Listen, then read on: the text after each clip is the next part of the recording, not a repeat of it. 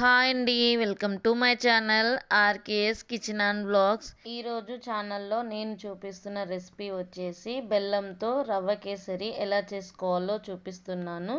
First time చేసిన పర్ఫెక్ట్గా పాలు విరిగిపోకుండా టేస్టీగా ఎలా చేసుకోవాలో వీడియోలో చూద్దాం. ముందుగా మనం ఒక ప్యాన్ పెట్టుకోవాలండి స్టవ్ పైన.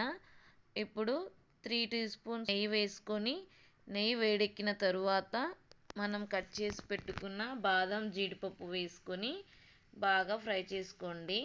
వీడియోలో చూపిస్తున్న విధంగా గోల్డెన్ బ్రౌన్ కలర్ వచ్చేంత వరకు ఫ్రై చేసుకొని ఒక బౌల్లోకి తీసుకొని పక్కన పెట్టుకోండి.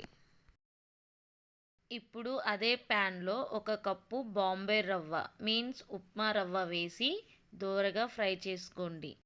ఇలా దోరగా ఫ్రై అయిన తరువాత ఏ కప్పుతో రవ్వ తీసుకున్నామో అదే కప్పుతో 2 కప్పుల వాటర్ పోసుకొని ఉండలు లేకుండా కలుపుకోవాలి. ఇలా ఉండలు లేకుండా కలుపుకున్న తరువాత 1 కప్పు బెల్లం వేసుకోండి. మీరు స్వీట్ ఎక్కువ తినేవారైతే మళ్ళీ ఒక 1/4 కప్పు బెల్లం వేసుకోండి. నాకైతే 1 కప్పు సరిపోయింది. ఇలా బెల్లం కరిగేంత వరకు కలుపుకోవాలి.